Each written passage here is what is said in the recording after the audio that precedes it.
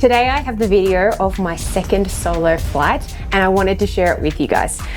I am a little bit embarrassed to show you what happens in this because I know that there's mistakes there that I make that I shouldn't have done. Now, unfortunately, there is no audio in the video, but I thought that would be okay because I could talk you through what happens. So why don't we go through it? We'll have a look at one of the circuits that I do and we'll see what we can learn. So we managed to do about 4 circuits. It was really quiet, weather was really good. Yeah, not a lot of traffic in the air. So it was a really good time for him to be able to jump out and then for me to continue on. Out he jumped and then we'll start the video and see what happens.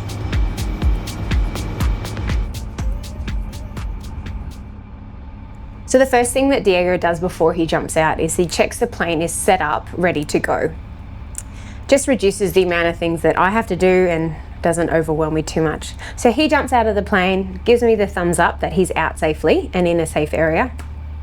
And then as you can see, I do a radio call, and that is to confirm that I can hear him on the radio and he can hear me as well. So I'm responding with a read you 5 at that point. Then after I do my check that he's all clear, everyone else around me is clear, I take off that park brake and roll on towards that holding point. So at the holding point there, you can see that I'm making my radio call, and that is to enter and backtrack runway 11, 4 circuits. Checking the runway's clear, and on to the runway I go. As soon as I get onto the runway, I start to do my chest checks. The chest stands for compass, harness and hatches, that they are secure, engine instruments, that they are all in the green. S is for switches, so all the 6 switches are up. And T is for trim and flaps. So my airplane is trimmed for takeoff and my flaps are set to 10 for takeoff as well.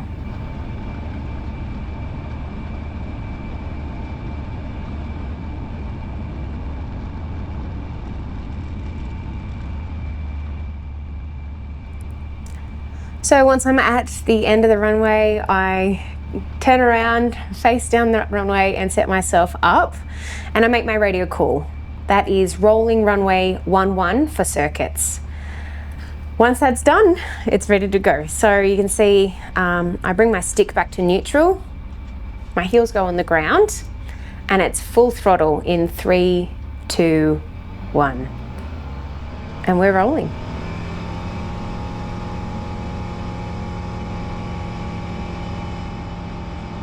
Speed is live at 40 knots and I make that call, and then at 60 knots we rotate. So it's that, bringing that nose up and we're off the ground, keeping those wings level. And then it's my FAT check. So FAT is for flaps, awareness, so is there any aircraft either on the ground about to taxi out or any aircraft in the air, and tracking. You can see on my GPS there it's set up for this circuit leg, and so you can see the runway, and I'm just tracking to make sure I'm staying on that runway, and that is just to help set me up for my circuit, for my distancing on that whole circuit and as I go around. So the first thing you're going to do once you get in the air there is I'm going to turn left and do a left-hand turn, and that's supposed to be at 500 feet off the ground. But you actually see I extend that a lot further than 500 feet. I go to about 3,700, you can see there. And I think that was because there was a little bit of wind. So before I turn, I check right, forward, up, left, and make my turn. So 4,100 is circuit height. So that's where I level off. And as soon as I hit 90 knots, I'm power back to 4,500 RPM, so I can sit at around 95 knots. There, I'm doing my check again, and I'm about to turn on to my downwind leg. So once you're on downwind, I feel like that's where a heap of stuff happens, and so it kind of happens really quickly. So the first thing on downwind, I check my height, so I want to be at 4,100 feet. You can see there I'm a little bit high. I'm 4,150. So I will fix that. 4,100 feet. I want to be around 90 knots, or 95 knots, sorry. And then I'm going to check my heading. So make sure I'm reciprocal to runway 11. So that's 290. On this, it's about, yeah, 295 looking for. And then my spacing is correct to the runway. Once I've done that, I make my radio call. So it's orange traffic, Bristol 8735, downwind, runway 11 for touch and go, orange. And then I can do my bump fish checks. So B for brakes, check that there's sufficient pressure. U for undercarriage, it's a fixed undercarriage. M for master switch, and P is for pump, fuel pump, so they're up. F is fuel, so it's on selected, so selected to most. I is for instruments, they're all in the green. S is for switches, so all 6 switches are up. And H is for hatches. Hatches and harnesses are secure. And now we're getting ready to go onto our base leg of the circuit. So the first thing I do is I check right, forward, up and left, no other aircraft around, carb heat out. And then as I roll, I'm going to pull that power all the way back, keeping that nose up, so really washing away that speed so that I can get in the wide arc ready to apply some flaps. So as I level out there, I should be in that wide arc, which I am.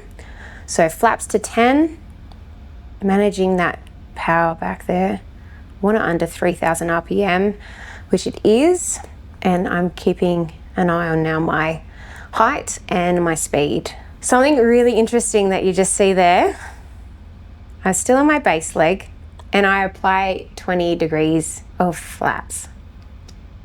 Now, why did I do that? I shouldn't have done that. I should have waited until I was onto my final leg before I applied 20 notch of flaps. So here we are, we're turning onto that final leg. You can see the runways there now. The first thing I want to do is get on center line. So I'm lining myself up. I'm checking that I'm in range height. So I want to be between 3,600 and 3,700. And my airspeed is 70 knots. Once I've done that, I'm then checking those flaps so that they are at 20. Carb heat cold. And I'm trimming the aircraft. And then after that, making that radio call. Orange traffic, Bristol 8735 on final for runway 11, touch and go, orange.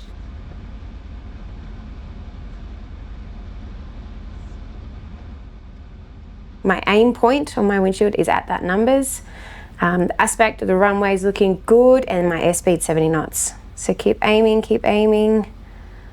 get over the bollards. I'm gonna cut my power back, pull it back, level off, power back, and wait for that sink, and then start to flare. It was a bit bumpy, it wasn't great. I was really trying to keep on that center line. So once you're on the runway, everything's looking good, it's a reset. So get the flaps back to 10, trim it, and then full power, 3, 2, 1. And off we go again.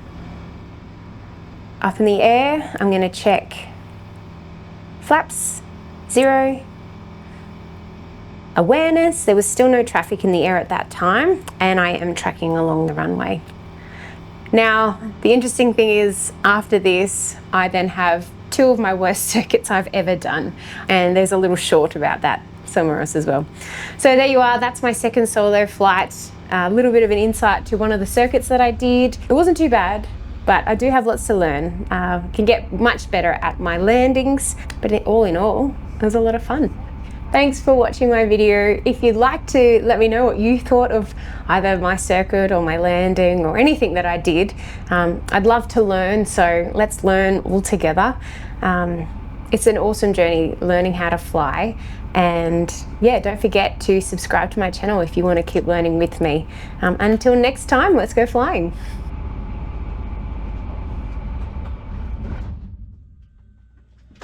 Engine instruments off.